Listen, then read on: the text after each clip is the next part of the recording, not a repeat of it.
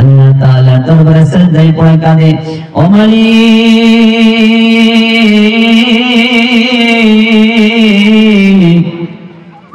ও রব, ও রহমান, ও রহিম, ও আল্লাহ, যত গুনাহ করি না কেন তবু তো তোমার বান্দা। রব্বুল আলামিন, তুমি আর তোমার এই বান্দাকে মাফ করে দাও। আল্লাহ তাআলা ডাক দিয়া বলেন, লা তাকনাতু মির রাহমাতিল্লাহ, ইন্নাল্লাহা ইয়াগফিরুয যুনুবা জামিআ। ওই বান্দা, তুমি যতই গুনাহ করো না কেন, পাহাড় পরিমাণ গুনাহ করেছো, সাগরের ফেনা পরিমাণ গুনাহ কইরা ফেলাইছো, আল্লাহ সুবহানাহু ওয়া তাআলা, ও যুবক ভাই, ও বৃদ্ধ বাবাজি, তোমাকে আমাকে আল্লাহ তাআলা ডাক দিয়া বলেন, আল্লাহ তাআলা রহমতের চাদরের নিচে ডাক দিয়া বলেন, আল্লাহ তাআলা রহমতের দৃষ্টিতে, করুণা ভরা দৃষ্টিতে ডাক দিয়া বলেন, ও আমার বান্দা, লা তাকনাতু মির রাহমাতিল্লাহ, ইন্নাল্লাহা ইয়াগফিরুয যুনুবা জামিআ, ইন্নাহু হুয়াল গফুরুর রহিম। ওরে বান্দা, যত গুনাহ করো না কেন, যত গুনাহ করো না কেন, যত অপরাধ করো না কেন, এই গুনার পরে যদি তুমি তওবা করো, ইয়া আইয়ুহাল্লাযীনা আমানু তুবু ইলাল্লাহি তাওবাতান নাসুহা।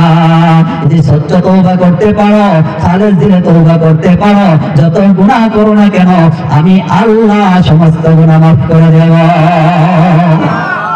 সাইলামাতুল আনসারী সিজদায় পড়ে আল্লাহ তাআলাকে ডাকে, আল্লাহ, আমার মালিক, তুমি আমাকে মাফ করে দাও। আবু বকর রাদিয়াল্লাহু তাআলা আনহু ডাক দিয়ে বলে, উমর রাদিয়াল্লাহু তাআলা আনহু ডাক দিয়ে বলে, ও আল্লাহর নবীর সাহাবী, মাথা উঠাও, মাথা উঠাও, তোমাকে আল্লাহ তাআলা ক্ষমা করে দিয়েছে। সুবহানাল্লাহ, আল্লাহ তাআলা তোমাকে ক্ষমা করে দিয়েছে। আল্লাহ নবী সাল্লাল্লাহু আলাইহি ওয়াসাল্লাম ডাক দিয়ে বলেন, ও আমার উম্মতের দল, যারা এই কোরআনের সাথে চলবে, যারা এই কোরআনের কথা বলবে, যারা এই কোরআনকে সাহায্য করবে, যারা মসজিদে সাহায্য করবে, যারা মাহফিলে সাহায্য করবে, যারা মাদ্রাসায় সাহায্য করবে, যারা তালেবে ইলমকে সাহায্য করবে, যারা এরকম মসজিদের ইমামকে সম্মান করবে, যারা তালেবে ইলমকে সাহায্য করবে, উলামায়ে কেরামকে সম্মান করবে, যারা নেককার বান্দা বান্দি হবে, কাল কিয়ামতের ময়দানে আমার আল্লাহ সুবহানাহু ওয়া তাআলা প্রত্যেকটা বান্দা বান্দিকে ডাক দিবেন, প্রত্যেকটা বান্দা বান্দিকে ডাক দিবেন। ডাক দিয়ে কি বলবেন জানেন নি? খারাপ লাগতেছে ভাই? আমার তো কণ্ঠ নাই, একটু আগায় আগায় বসেন, এই যে পিছন যে মানুষ যারা আছে একটু আগায় বসেন ভাই।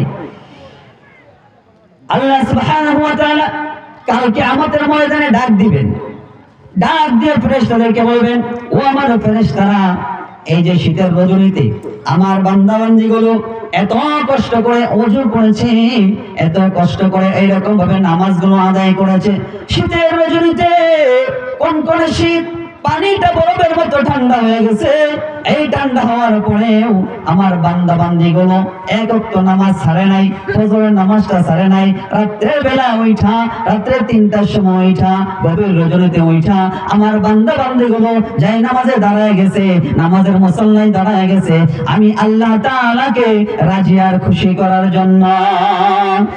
যে বান্দা বান্দীগুলো রাত্রে 3টা বাজে উঠে আমি আল্লাহ তাআলাকে রাজি খুশি করার জন্য দাঁড়ায় গেছে, আজকে তো আমি আল্লাহ তাআলার উপর ওয়াজিব হয়ে যাই আমার সেই বান্দা বান্দীগুলোকে খুশি করা। আমি আল্লাহ তাআলার উপর ওয়াজিব হয়ে যাই সেই বান্দা বান্দীগুলোকে খুশি করা। আল্লাহ পাক সেই ফেরেশতাদেরকে ডাক দিয়া বলবেন, ও আমার ফেরেশতারা রে, আজকে আমার এই বান্দা বান্দীগুলোকে তোমরা জান্নাতের পোশাক পরিধান করায়া দাও।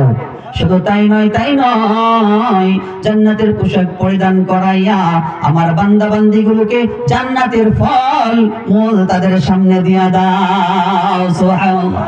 শুধু তাই নয়, আমার আল্লাহ সুবহানাহু ওয়া তাআলা ফেরেশতাদেরকে ডাক দিয়া বলবেন, ও আমার ফেরেশতারা, যেই বান্দা বান্দীগুলো দুনিয়ার জমিনে থাকা অবস্থায় নেশা দ্রব্য করে নাই, নেশা দ্রব্য করে নাই।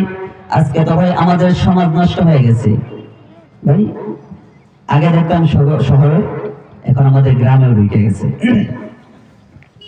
ওই যে মুসুর ডালের মতো কি জানি কয়টা, জানেন না? তাহলে এদিকে নাই, ব্যবসা নাই, আসেনি ভাই, জোরে বলেন আসেনি? আহা, এই যে গ্রামে ঢুকে গেছে। আল্লাহ সুবহানাহু ওয়া তাআলা কাল কিয়ামতের ময়দানে যুবকদেরকে ডাক দিবেন, বৃদ্ধদেরকে ডাক দিয়ে বলবেন, ও আমার ফেরেশতারা, আমার এই নেককার বান্দা বান্দি গুলোকে তোমরা শরাব পান করাও। শরাবের বাংলা কি জানেন? মদ। কি এখন তো হুজুর জান্নাতে কি মদ খাওয়াইবো? আপনি যা চাইবেন জান্নাতে আল্লাহ তাআলা আপনাকে সব দিব। সুবহানাল্লাহ, জোরে বলেন না সুবহানাল্লাহ। এটা তো দুনিয়ার কোনো মদ না, এটা দুনিয়ার কোনো মদ না, দুনিয়ার কোনো শরাব না, দুনিয়ার কোনো পানীয় না। যে পানিগুলো রং নষ্ট হয়ে যায়, যে মদ খাইলে মানুষগুলো মাতাল হয়ে যায়, মাতলামি শুরু করে দেয়, জান্নাতে এটা হবে না, জান্নাতে এটা হবে না। আমার আল্লাহ তাআলা ফেরেশতাদেরকে ডাক দিয়ে বলবেন, ও আমার ফেরেশতারা রে, আমার বান্দা বান্দিগুলোকে তোমরা শরাব পান করাও, আমার বান্দা বান্ধবগুলোকে খাবার পরিবেশন করো। শুধু তাই নয়, তাই নয়, তাই নয়, ও মুরব্বী বাবাজিরা রে, ও যুবক ভাই, ও কলিজার যুবক ভাই, কেন তুমি এখন নামাজ ধরতেছ না? কোন দিকে তুমি পড়ে রইছো? কোন নেশায় তুমি পড়ে রইছো রে ভাই? কখন জানি তোমার হায়াতের জিন্দেগি শেষ হয়ে যায়। আমিও জানি না, তুমিও জানো না, কি জন্য নামাজগুলো ছেড়ে দিতেছো, কি জন্য আল্লাহ তাআলার ইবাদতের সাথে তুমি তামাশা করতেছো, কি জন্য আল্লাহ তাআলার হুকুমের সাথে তুমি তামাশা করতেছো। কবে তোমার সময় হবে, বৃদ্ধা হব, বৃদ্ধ হব, তারপরে নামাজ ধরবো, তারপরে ইবাদত বন্দেগী ধরবো, বুড়া হই তারপর সুদ ছেড়ে দিব, বুড়া হই তারপর ঘুষ ছেড়ে দিব, এরকম হজ করে একবারে পবিত্র হয়ে যাও, এই নিয়ত করে নাকি? না ভাই না। আজকে এই সময়, এখন এই সময়, এই এশার নামাজ থেকে আপনি শুরু করে দেন যে আল্লাহ তাআলা যতদিন আমার হায়াত রাখছে ততদিন এক ওয়াক্ত নামাজ আমরা কাজা করব। রাজি আছি তো ভাই ইনশাআল্লাহ? তাহলে আল্লাহ সুবহানাহু ওয়া তাআলা হাশরের ময়দানে ডাক দিবেন, ও আমার ফেরেশতারা, আমার বান্দা বান্দীগুলোকে খাবার পরিবেশন করো, জান্নাতের পোশাক পরিধান করাও, ফলমূল খাও, যা চা তা দিতে থাকো, তা দিতে থাকো। শুধু তাই নয়, তাই নয়, আল্লাহ পাক রব্বুল আলামিন আমাকে আপনাকে জান্নাতের ভিতর গান শোনাবে। জান্নাতের ভিতর আল্লাহ তাআলা গান শোনাবে। মিশকাত শরীফের হাদিসে এসেছে, নাহনুল খালিদাতু ফালা নাবিদু ওয়া নাহনুন নাঈমাতু ফালা নাবআতু ওয়া নাহনুর রাদিআতু ফালা নাসখাতু তুবা লিমান কানা লানা ওয়া কুন্না লাহু। সুবহানাল্লাহ বলেন, জোরে বলেন সুবহানাল্লাহ। আল্লাহ পাক রব্বুল আলামিন কাল কিয়ামতের ময়দানে আমাকে আপনাকে গান শোনাবেন। নেককার বান্দা বান্দীগুলোকে আল্লাহ তাআলা ডাক দিয়া গান শোনাবেন। হুরেরা আপনাকে গান শোনাতে থাকবে ভাই, হুরেরা আপনাকে আমাকে গান শোনাতে থাকবে। এই গানের তালে তালে, এই গানের তালে তালে মানুষগুলো এরকম হেলতে থাকবে, দুলতে থাকবে, হেলতে থাকবে, দুলতে থাকবে। আমার আল্লাহ সুবহানাহু ওয়া তাআলা মানুষদেরকে আবার ডাক দিয়া বলবেন, ও আমার বান্দা বান্দীরা রে, এর থেকে আরো ভালো গান, এর থেকে আরো ভালো কণ্ঠস্বর কি তোমরা শুনতে চাও কি চাও না? সমস্ত মানুষ বলবে, সমস্ত জান্নাতবাসীরা বলবে, হ্যাঁ হ্যাঁ হ্যাঁ, এর থেকে ভালো গান আমরা শুনতে চাই। তখন আল্লাহ সুবহানাহু ওয়া তাআলা দাউদ আলাইহিস সালামকে ডাক দিবেন, ও দাউদ নবী গো, আপনি আমার বান্দা বান্দীগুলোকে জান্নাতে গান শোনাইতে থাকেন। আমরা জানি হযরত দাউদ আলাইহিস সালামের কণ্ঠ কেমন চমৎকার ছিল। দাউদ আলাইহিস সালামের কণ্ঠটা এমন চমৎকার ছিল যে আসমান দিয়ে পাখিগুলো উড়ে যাইত।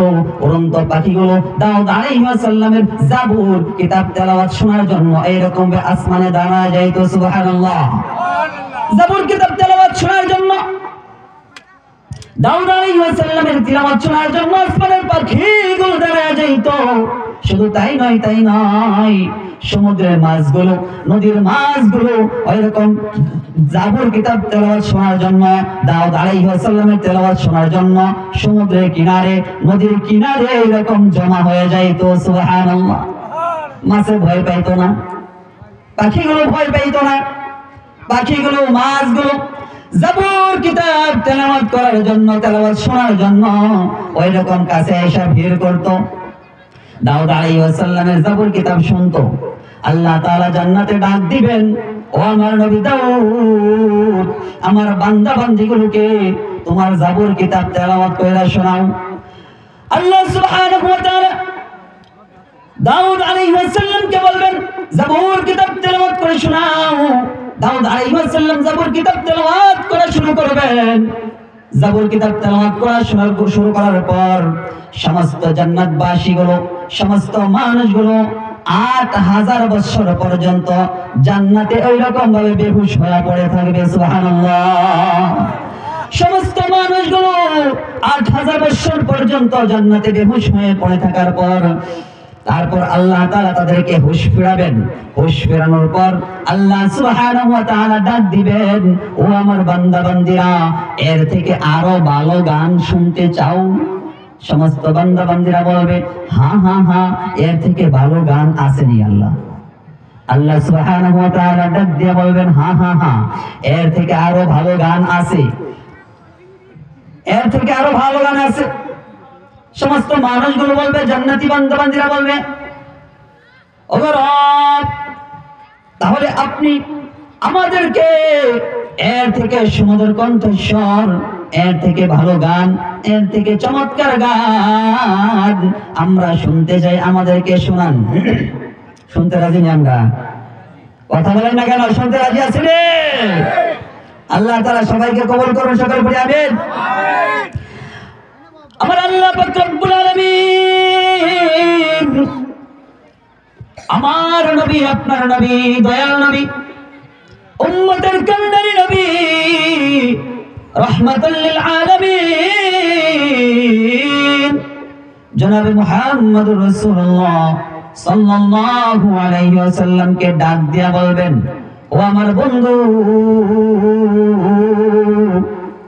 ও আমার বন্ধু, ও আমার হাবিব, আপনি সমস্ত জান্নাতবাসীদেরকে আপনি গান শোনান। আজকে আপনি গান শোনান, আপনার কণ্ঠস্বরটা আপনি শোনায়া দেন। রাসূলের কণ্ঠস্বর জানি কেমন ছিল, কেমন চমৎকার ছিল আমার রাসূলের কণ্ঠ, কেমন চমৎকার জানি ছিল আমাদের রাসূলের কণ্ঠ। আল্লাহ তাআলা আমাদের প্রত্যেককে শোনার নসিব করুক, সকলে পড়ি আমিন। জোরে বলি আমিন। আল্লাহ তাআলা বন্ধুকে ডাক দিবেন, হে বন্ধু, আপনি আপনার উম্মতদিগকে, সমস্ত জান্নাতি বান্দা বান্দীদেরকে আপনি গান শোনান, গান শোনান। আমার পয়গম্বর, আপনার পয়গম্বর জনাবে মুহাম্মদুর রাসূলুল্লাহ সাল্লাল্লাহু আলাইহি ওয়াসাল্লাম বলবেন, ইয়াসিন ওয়াল কুরআনিল হাকীম।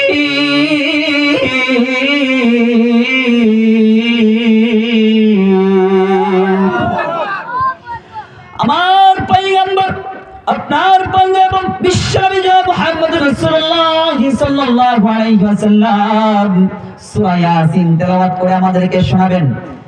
সেই সূরা ইয়াসিন তেলাওয়াত শোনার পর সমস্ত জান্নাতবাসীগুলো ৮ লক্ষ বছর পর্যন্ত জান্নাতে বেহুশ হয়ে পড়ে থাকবে।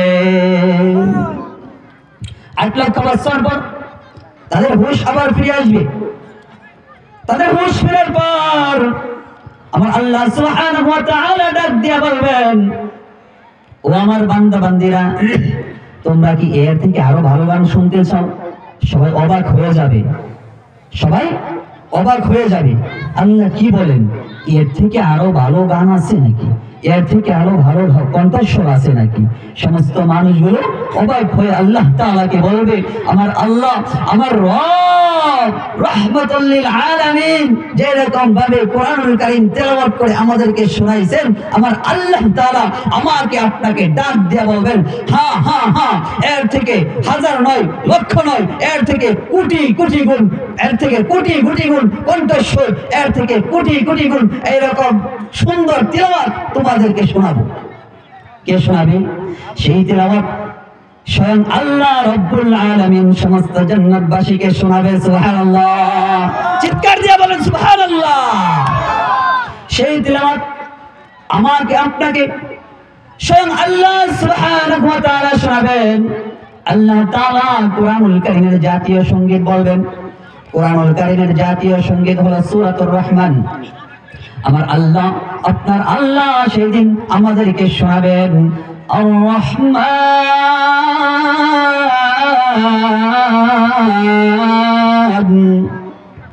আল্লামাল কুরআন খালাকাল ইনসান।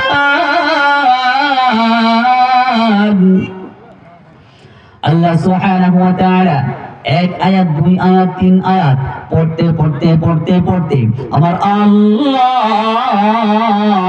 সমস্ত সূরাতুর রহমান তেলাওয়াত করে তার জান্নাতি বান্দা বান্দীদেরকে শোনাবেন। সেই কোরআনুল কারীম তিলাওয়াত শুনে জান্নাতি বান্দা বান্দীগুলো 8 কোটি বছর পর্যন্ত ওই রকম ভাবে জান্নাতে বেহুশ হয়ে পড়ে থাকবে। সুবহানাল্লাহ। সেই কোরআনুল কারীম যদি আমাকে আপনাকে শুনতে হয়, আমরা যদি শুনতে চাই, তাহলে এই মাহফিলগুলোতে আসতে হবে কি হবে না? উলামায়ে কেরামের সাথে মহব্বত রাখতে হবে কি হবে না? উলামায়ে কেরামের সাথে মহব্বত রাখতে হবে কি হবে না? না ধমক দেব ইমাম সাহেবকে? হ্যাঁ, ইমাম সাহেব মসজিদে ময়লা কেন? ইমাম সাহেব মসজিদে ময়লা কেন? প্রস্তাবটা পরিষ্কার রাখেন না কেন? টয়লেটটা পরিষ্কার কেন রাখেন না? আবার বললেন না আপনাকে ইমাম সাহেব মনে হয় শিখাই দিছে। এরকম না। হ্যাঁ, রাসূল বলেছেন উলামায়ে কেরামদেরকে সম্মান করতে হবে। তাবলীগের কেউ আছেন? নিয়ে তাবলীগ জামাত করেন কেউ আছেন? হ্যাঁ, অনেক আছেন। কি বলে তাবলীগে? কি বলে বলেন দেখি? কি বলে? উলামায়ে কেরামকে কি করতে হবে? তাজিম। কি করা? আলেম ওলামাকে কি করা? জোরে বলেন, কি করা? তাজিম করা। তাহলে প্রস্রাবখানা পরিষ্কার করার তাজিম হবে না? টয়লেট পরিষ্কার করাইলে মনে হয় উত্তম তাজিম হয়। তাহলে মসজিদে একটু ময়লা থাকলে ধমক দিলে মনে হয় এটা সবচেয়ে বড় তাজিম। এটা করে কি করে না সমাজে? করে কি করে না? মনে রাখবেন, আপনার কপাল খারাপ। ওলামায়ে কেরামকে ধমক দিচ্ছেন না তো কপাল পুড়ে গেছে আপনার। যদি কেউ কাজ করে থাকেন, মাপ চাই নেবেন, গোপনে মাপ চাই নেবেন ভাই। কারণ ওলামায়ে কেরাম আল উলামা ওয়ারাসাতুল আম্বিয়া, ওলামায়ে কেরাম নবী রাসূলদের ওয়ারিস। কোন নবী পয়গম্বর দুনিয়াতে ধন সম্পদ, মেল ফ্যাক্টরি, কল কারখানা, অট্টালিকা, বিল্ডিং, বিঘার বিঘা সম্পদ, বিঘার বিঘা জমি, আড়ার জমি রাখা যায় নাই। কোন পয়গম্বর রাখা যায় নাই। রাখা গেছে ইলম। এই ইলমের ওয়ারিস হলো উলামায়ে কেরাম। তাদের সাথে সৎ আচরণ করা চাই, ভদ্র আচরণ করা চাই, দমক দেওয়া চাই না। পারবো তো ইনশাআল্লাহ ভাই? পারবো তো?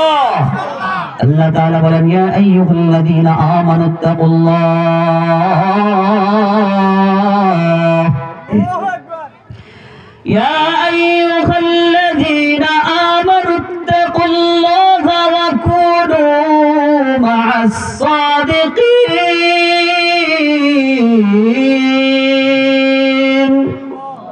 জোরে বলেন না। আল্লাহ সুবহানাহু ওয়া তাআলা মহাগ্রন্থ আল কুরআনুল কারীমে আমাদেরকে জানিয়ে দিয়েছেন, হে ঈমানদার বান্দা বান্দীরা, তোমরা আমি আল্লাহ তাআলাকে ভয় করো। আমি আল্লাহ তাআলাকে ভয় করো। ইয়া আইয়ুহাল্লাযীনা আমানুত্তাকুল্লাহ, وكونوا مع الصادقين এবং সৎ লোক, নেক লোক, পরহেজগার, মুত্তাকি, যারা আল্লাহ ওয়ালা, যাদেরকে দেখলে আল্লাহর কথা স্মরণ হয়, যাদেরকে দেখলে মসজিদে যাওয়ার কথা স্মরণ হয়, যাদেরকে দেখলে মাহফিলে যাওয়ার কথা স্মরণ হয়, যাদেরকে দেখলে মসজিদের কথা স্মরণ হয়, যাদেরকে দেখলে পয়গম্বরের সুরত আসে, চোখের সুরত বেশি ওঠে, যাদেরকে দেখলে পয়গম্বরের কথা, নবী রাসূলদের কথা স্মরণ হয়, তাদের সাথে তোমরা চলবা। আল্লাহ তাআলা আমাকে আপনাকে অর্ডার করেছেন, ইয়া আইয়ুহাল্লাযীনা আমানুত্তাকুল্লাহ ওয়া কুনু মা'আস সাদিকিন, সৎ লোক, নেক লোক, পরহেজগার, মুত্তাকিদের সাথে চলতে। এখন মুত্তাকি কারা ভাই? পরহেজগার কারা? সমাজে কার দিকে তাকাইলে মন চাই 2 রাকাত নামাজ পড়ি গিয়া মসজিদে? কার দিকে তাকাইলে মন চায় 3 দিনের জামাতে যাই? কার দিকে তাকাইলে, কার কথায় মন চাই যে একটা চিল্লা লাগাই আসি?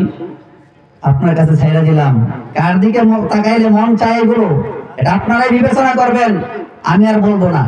আল্লাহ তাআলা যে কথাটা বলছেন, ওয়াকুনু মা'আস সাদিকিন, সৎ লোকদের সাথে তোমরা চলবা। কারণ মিশকাত শরীফের হাদিসে আসছে, যখন কোনো বান্দা কামারের দোকানে বসে গিয়া ওই যে কামারে হাওয়া দেয়, এটাকে কি বলে? হাফুর। কামারের হাফুর, এই হাফুর থেকে কিন্তু ধোঁয়া উঠে, এর সাথে কিছু ছাই উঠে, এটা আপনি না চাইলেও আপনার গায়ে আয়সা পড়বে। পড়বে কি পড়বে না বলেন? এটা না চাইলেও পড়বে। আর যখন আপনি একজন আতরওয়ালার সাথে বসবেন, একজন সুগন্ধি বিক্রেতার সাথে বসবেন, তখন না চাইলেও আপনার শরীরে যে একটু মেখে নাও দেয়, আপনার ঘ্রাণটা কিন্তু অটোমেটিক আপনার নাকে আসতেছে, আপনার মস্তিষ্কটা এরকম শীতল হয়ে যাচ্ছে, মনে একটু ভাল লাগতেছে, ঠিক কিনা কথা? মনে একটু ভাল লাগে। মিশকাত শরীফের হাদিসে রাসূল বলেছেন যে কামারের হাফরের সাথে, কামারের সাথে তুমি বসো, তাহলে কামারের ধোঁয়া তোমাকে স্পর্শ করবে। আর যদি আতরওয়ালার সাথে বসো, সুগন্ধিওয়ালার সাথে বসো, তাহলে সুগন্ধির গান তুমি না চাইলেও তুমি অটোমেটিক পাইতে থাকবে। তাহলে এটা একটা মেসাল দিয়ে রাসূল আমাদেরকে বুঝাইছেন যে তোমরা ভালো মানুষের সাথে চলবা, এই খারাপ মানুষের সাথে চলো, সুদখোরের সাথে চলো, সে তোমাকে ওই দিকেই ধাবিত করবে। কোন নেশাখোরের সাথে চললে নেশাখোর তোমাকে নেশাগ্রস্ত করবে, কোন গাঁজাখোরের সাথে চললে সেই গাঁজাখোর তোমাকে গাঁজা খাওয়ার জন্য উদ্বুদ্ধ করবে। এরকম ভাবে দুনিয়ার বড় লোক, মেল ফ্যাক্টরি, ইন্ডাস্ট্রি, বড় বড় গার্মেন্টসের মানে শিল্পপতি, তাদের সাথে চললে তোমার ভেতরে বড় লোক হওয়ার নেশা জাগবে। আল্লাহ তাআলাকে এই সমস্ত জিনিস তোমাকে ভুলায় রাখবে। আল্লাহ তাআলাকে এই সমস্ত জিনিস আমাদেরকে এরকম ভাবে ভুলায় রাখবে। এই জন্য আল্লাহ তাআলা সুকৌশলে সুন্দরভাবে আমাকে আপনাকে চমৎকার করে বলে দিয়েছেন, আমি আল্লাহ তাআলাকে ভয় করো, আর সৎ লোক, নেককার বান্দা বান্দীদের সাথে তোমরা চলো। আল্লাহ নবী সাল্লাল্লাহু আলাইহি ওয়াসাল্লাম হাদিস শরীফে ইরশাদ করেছেন, قال النبي صلى الله عليه وسلم لا يرج النار أحد بكى من خشية الله حتى يعود اللبن في الضرع। আল্লাহ নবী সাল্লাল্লাহু আলাইহি ওয়াসাল্লাম বলেন, ও আমার উম্মতের দল, লা ইয়ালিজুন নার আহাদুন বাকা মিন খাশিয়াতিল্লাহ, যেই ব্যক্তি আল্লাহ তাআলার ভয়ে, আল্লাহ তাআলার ভয়ে তার চোখ দিয়ে এক ফোঁটা পানি পড়বে, আল্লাহ তাআলার ভয়ে কাঁদবে, লা ইয়ালিজুন নার আহাদুন বাকা মিন খাশিয়াতিল্লাহ, তাকে জাহান্নামের আগুন স্পর্শ করবে না। সুবহানাল্লাহ। হাত্তা ইয়াউদাল লাবানু ফি যরঈ, যদিও গাভী থেকে দুধ দহন করে আবার এটা ওলানো ঢোকানো সম্ভব হয়, তাও না। এখন চিন্তা করেন, গাই থেকে দুধ পানায়া এটাকে আবার দ্বিতীয়বার গায়ের ওলানে প্রবেশ করানো সম্ভব হবে কারোর পক্ষে? জোরে বলেন না কেন? সম্ভব হবে না। আল্লাহ নবী সাল্লাল্লাহু আলাইহি ওয়াসাল্লাম বলেছেন, যদি এইরকম ভাবে কোনো ব্যক্তি আল্লাহ তাআলাকে ভয় করে আল্লাহ তাআলাকে ভয় করে দুই চোখ দিয়ে পানি বের করে আল্লাহ তাআলার ভয়ে কাঁদে, আল্লাহ সুবহানাহু ওয়া তাআলা তাকে তো জাহান্নামে দিবেন না, দিবেন নাই, তার জাহান্নামের ঘ্রাণও সে পাবে না, জাহান্নামের ধোঁয়াও তাকে স্পর্শ করবে না।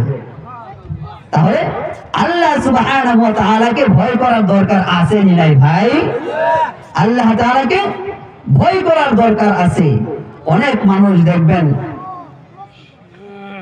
বলে থাকে, রমজান মাসে আপনি একজনকে বলবেন, রমজানের দিন তুমি চা খাইতেছো, পান খাইতেছো, এটা কি ঠিক নাকি? সে বলবে, দেখো আল্লাহকে ভয় করি না, মানুষকে ভয় করে লাভ কি? এমন কথা আছে না নাই? এমন কথা আছে না নাই? আল্লাহ তাআলাকে ভয় করি না, মানুষকে ভয় করে লাভ কি? আহা, মানুষ ওই যে প্রথম কথা বলেছিলাম, কি মনে আছে? কুল হাল ইস্তাবিল্লাযীনা ইয়ালামুনা ওয়াল্লাযীনা লা ইয়ালামুন, যারা জানে আর যারা জানে না তারা কিন্তু সমান না ভাই।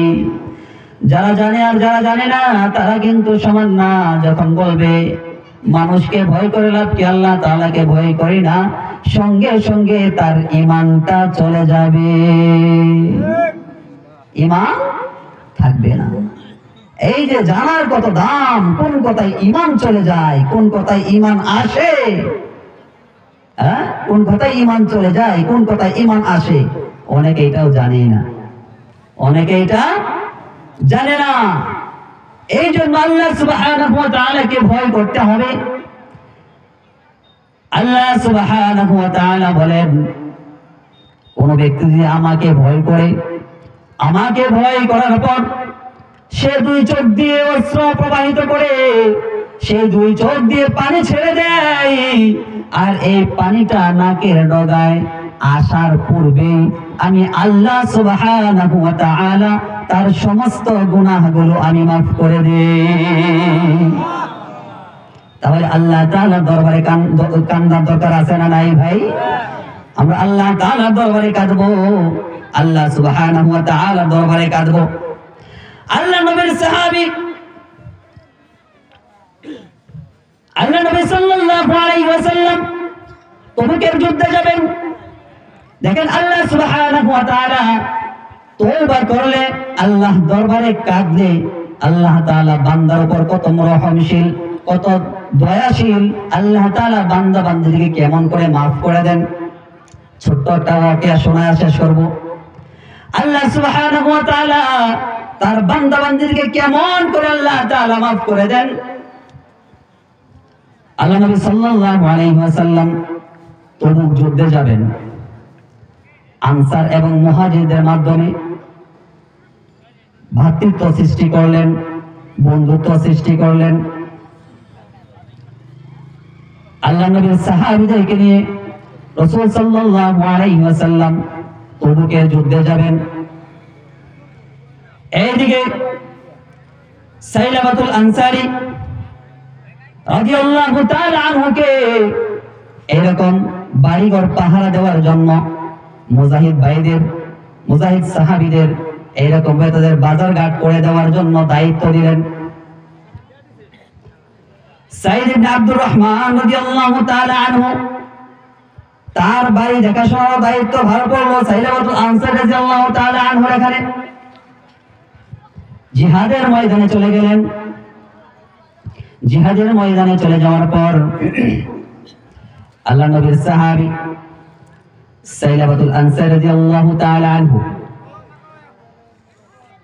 তাদের দায়িত্ব ভার রাখলেন, বাজার ঘাট করা, দেখাশোনার সমস্ত দায়িত্ব। শয়তানের প্রবঞ্চনায় পড়ে, শয়তানের ধোঁকায় পড়ে সাইলাবাতুল আনসারী রাদিয়াল্লাহু তাআলা আনহু একদিন কি করলেন, সাইদ ইবনে আব্দুর রহমান রাদিয়াল্লাহু তাআলা আনহুর শয়তান এরকম ভাবে তাকে ধোঁকা দিল। শয়তান তাকে ধোঁকা দিল, ওরে সাইলাবা, সাইদ ইবনে আব্দুর রহমানের স্ত্রীটা বড় সুন্দর, দেখ তাকে কোনোভাবে পটাইতে পারস কিনা। সাইলাবাতুল আনসারী শয়তানের ধোঁকায় পড়ে গেল। শয়তানের ধোঁকায় পড়ে যাওয়ার পর একদিন সাইদ ইবনে আব্দুর রহমান রাদিয়াল্লাহু তাআলা আনহুর ঘরে সে পর্দা ফাঁক করে ঢুকে গেল। ঢুকে যাওয়ার পর সাইদ ইবনে আব্দুর রহমান রাদিয়াল্লাহু তাআলা আনহুর স্ত্রীর হাত ধরে বসলো। হাত ধরে বসার পর সাইদ ইবনে আব্দুর রহমানের স্ত্রী ডাক দিয়ে বলে, সাইলাবা রে, তুমি কি তোমার ভাইয়ের আমানতের খেয়ানত করতে চাও? আব্দুর রহমান রাদিয়াল্লাহু তাআলা আনহুর স্ত্রী ডাক দিয়ে বলে, তুমি কি তোমার ভাইয়ের আমানতের খেয়ানত করতে চাও? সাইলাবাতুল আনসারী রাদিয়াল্লাহু তাআলা আনহুর মনে বড় ভয় ঢুকে গেল। মনে বড় ভয় ঢুকে গেল। সাইলাবাতুল আনসারী রাদিয়াল্লাহু তাআলা আনহু সেই ঘর থেকে আল্লাহু আকবার, আল্লাহু আকবার, আল্লাহু আকবার আল্লাহ তাআলাকে ডাক দিয়া এইরকম সাইলাবাতুল আনসারী রাদিয়াল্লাহু তাআলা আনহু আব্দুর রহমান রাদিয়াল্লাহু তাআলা আনহুর ঘর থেকে বের হয়ে গেলেন। সাইদ ইবনে আব্দুর রহমান রাদিয়াল্লাহু তাআলা আনহুর ঘর থেকে বের হয়ে গেলেন। বের হয়ে চিন্তা করতে লাগলেন, ওগো আল্লাহ, ওগো মনি, আমি বড় ভুল করে ফেলেছি, আমি বড় অপরাধ করে ফেলেছি গো আল্লাহ, তুমি আমাকে মাফ করে দাও। ওগো আল্লাহ, আমি বড় গুনাহ করে ফেলেছি,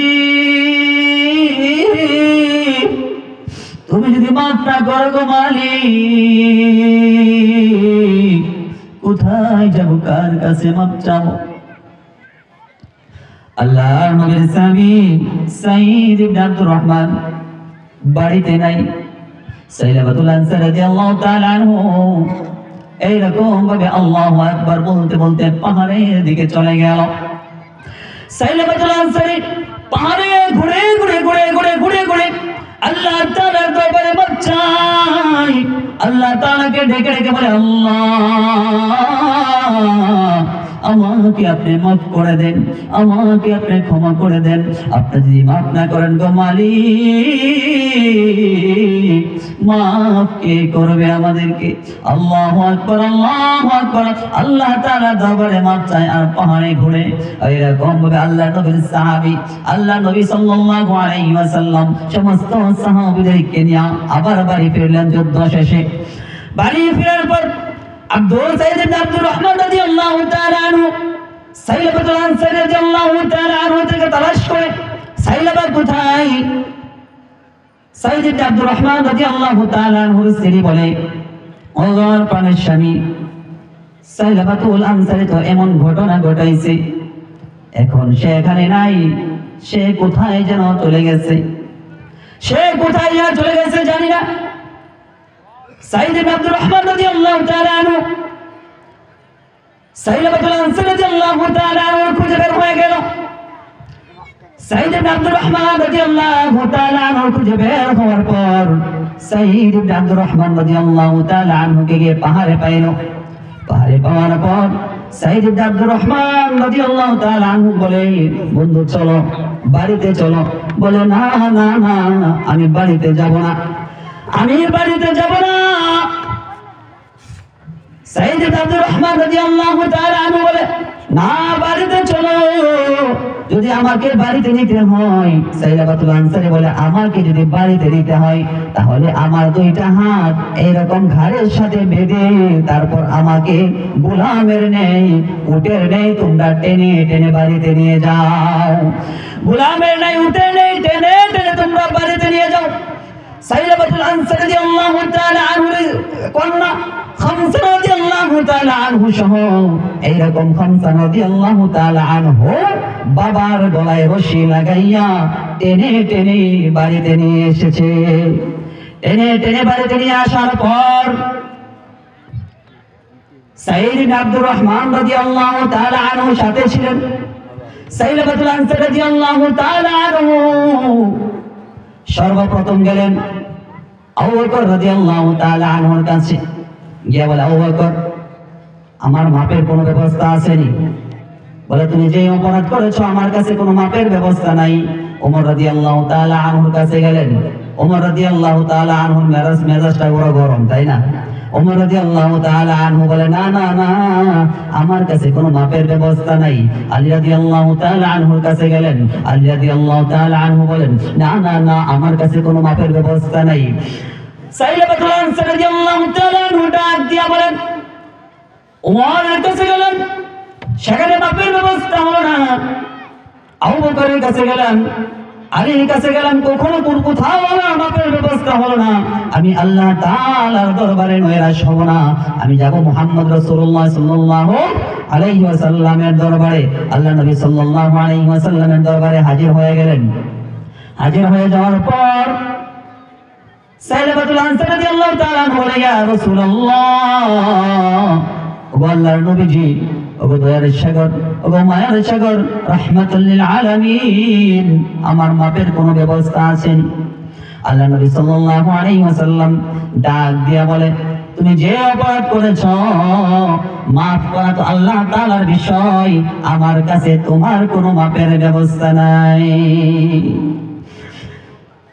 সাইলাবাতুল আনসারী রাদিয়াল্লাহু তাআলা আনহু ডাক দিয়া বলে, আল্লাহ,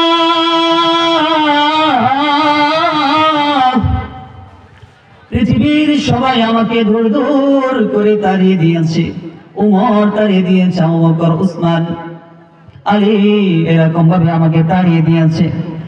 সবার শেষে বিশ্বনবী মুহাম্মদ রাসূলুল্লাহ সাল্লাল্লাহু আলাইহি ওয়াসাল্লামের কাছে আসলাম, তিনিও আমাকে তাড়িয়ে দিয়েছে। আল্লাহ, আমার পায়ের নিচে মাটি নেই, তুমি ছাড়া আমার আর কেউ নাই। ও আল্লাহ, তুমি আমাকে ক্ষমা করে দাও। সাইলাবাতুল আনসারী আবার পাহাড়ে চলে গেল, আবার পাহাড়ে চলে গেল। পাহাড়ে গিয়ে আল্লাহ তাআলা দরবারে কাঁদে, আল্লাহ, যতই অপরাধ করি না কেন তবু তো তোমার বান্দা। ও মালিক, যতই গুনাহ করি না কেন তোমারই তো বান্দা। ও আল্লাহ, আমি চাইলাম তুমি মাফ করে দাও। একটা, এক নয়, দুই নয়, তিন নয়, বহুদিন পর্যন্ত ক্রন্দন করতেছে। আল্লাহ নবী সাহাবী ক্রন্দন করতে করতে আল্লাহ তাআলার দরবারে তার তওবা কবুল হয়ে গেছে। আল্লাহ সুবহানাহু ওয়া তাআলা ফেরেশতা পাঠিয়ে দিয়ে রাসূলকে জানা দেয়, ওগো পয়গম্বর, ফেরেশতা এসে বলে, ইয়া রাসূলুল্লাহ, ইয়া হাবিবাল্লাহ, ও রাহমাতুল লিল আলামিন, আল্লাহ জিজ্ঞাসে, এই পৃথিবীটা কি আপনি সৃষ্টি করছেন না, আমার আল্লাহ সৃষ্টি করেছে। সুবহানাল্লাহ। এই পৃথিবী আপনি সৃষ্টি করেছেন কিনা আল্লাহ তাআলা সৃষ্টি করেছে। রাহমাতুল লিল আলামিন দয়ার সাগর নবী ডাক দিয়া বলে, হ্যাঁ হ্যাঁ হ্যাঁ, অবশ্যই আল্লাহ তাআলা এই পৃথিবীকে সৃষ্টি করেছে। যদি আল্লাহ তাআলাই সৃষ্টি করে থাকে তাহলে আল্লাহ তাআলার সেই বান্দাকে মাফ করে দিয়েছে। আল্লাহ তাআলা সাইলাবাতুল আনসারীকে মাফ করে দিয়েছে। দয়ার নবী বিশ্ব রাহমাতুল লিল আলামিন সাহাবাদেরকে ডাক দিয়া বলে, আমার সাহাবীরা, সাইলাবাকে একটু খুঁজে নিয়ে আসো, সাইলাবাকে দেখো কোথায় আছে। সাইলাবাকে খোঁজা শুরু করলো। ওমর রাদিয়াল্লাহু তাআলা আনহু গেল, আবু বকর রাদিয়াল্লাহু তাআলা আনহু গেল, সালমান ফারসি রাদিয়াল্লাহু তাআলা আনহু গেল, আলী রাদিয়াল্লাহু তাআলা আনহু গেল। চারজন সাহাবী সাইলাবাতুল আনসারী রাদিয়াল্লাহু তাআলা আনহুকে খোঁজার জন্য ব্যস্ত হয়ে পড়লো। চারজন সাহাবী পাহাড়ের দিকে গিয়ে খোঁজা শুরু করলো। পাহাড়ের কাছে গিয়ে দেখে কিছু কৃষক লোক এরকম ভাবে কাজকর্ম করতেছে, খেতে কাজকর্ম করতেছে। জিজ্ঞাসা করলো, এরকম একজন লোক দেখছেননি? তারা বলে, হ্যাঁ হ্যাঁ, একজন লোককে তো দেখেছি, সে প্রতিদিন রাত্রের বেলা আইসা ওই যে গাছ দেখা যায় ওখানে আইসা আল্লাহ তাআলার দরবারে খুব কাকুতি মিনতি করে, ক্রন্দন করে প্রতিদিন আসে। তো তাই নাকি? তো হ্যাঁ। চারজন সাহাবী পাহাড়ের কিনারায় অপেক্ষা করতে লাগলো। রাত হয়ে গেল। রাত হওয়ার পর সাইলাবাতুল আনসারী আয়েশা আল্লাহ তাআলার দরবারে সিজদায় পড়ে কাঁদে, ও মালিক,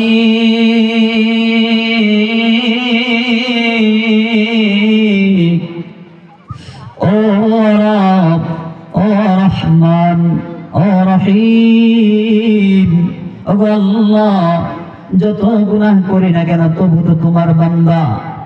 রব্বুল আলামিন, তুমি আর তোমার এই বান্দাকে মাফ করে দাও। আল্লাহ তাআলা ডাক দিয়া বলেন, লা তাকনাতু মির রাহমাতিল্লাহ ইন্নাল্লাহা ইয়াগফিরুয যুনুবা জামিআ। ওরে বান্দা, তুমি যতই গুনাহ করো না কেন, দুনিয়ার সমস্ত বেশি গুনাহ করেছো তুমি, পাহাড় পরিমাণ গুনাহ করেছো, সাগরের ফেনা পরিমাণ গুনাহ কইরা ফেলাইছো। আল্লাহ সুবহানাহু ওয়া তাআলা, ও যুবক ভাই, ও বৃদ্ধ বাবাজি, তোমাকে আমাকে আল্লাহ তাআলা ডাক দিয়া বলেন, আল্লাহ তাআলা রহমতের চাদরের নিচে ডাক দিয়া বলেন, আল্লাহ তাআলা রহমতের দৃষ্টিতে, করুণা ভরা দৃষ্টিতে ডাক দিয়া বলেন, ও আমার বান্দা, লা তাকনাতু মির রাহমাতিল্লাহ ইন্নাল্লাহা ইয়াগফিরুয যুনুবা জামিআ ইন্নাহু হুয়াল গফুরুর রহিম। ওরে বান্দা, যত গুনাহ করো না কেন, যত গুনাহ করো না কেন, যত অপরাধ করো না কেন, আমি তো তোমাকে তো সৃষ্টি করেছি, আমি তো তোমার রব। যত গুনাহ করো না কেন, এই গুনাহের পরে যদি তুমি তওবা করো, ইয়া আইয়ুহাল্লাযীনা আমানু তুবু ইলাল্লাহি তাওবাতান নাসুহা। যদি সত্য তওবা করতে পারো, খালেস দিলে তওবা করতে পারো, যত গুনাহ করো না কেন, আমি আল্লাহ সমস্ত গুনাহ মাফ করে দেব। সাইলামাতুল আনসারী সেজদায় পড়ে আল্লাহ তাআলাকে ডাকে, আল্লাহ, আল্লাহ ভগবানিক, তুমি আমাকে মাফ করে দাও। আবু বকর রাদিয়াল্লাহু তাআলা আনহু ডাক দিয়া বলে, ওমর রাদিয়াল্লাহু তাআলা আনহু ডাক দিয়া বলে, ও আল্লাহ নবীর সাহাবী, মাথা উঠাও, মাথা উঠাও, তোমাকে আল্লাহ তাআলা ক্ষমা করে দিয়েছে।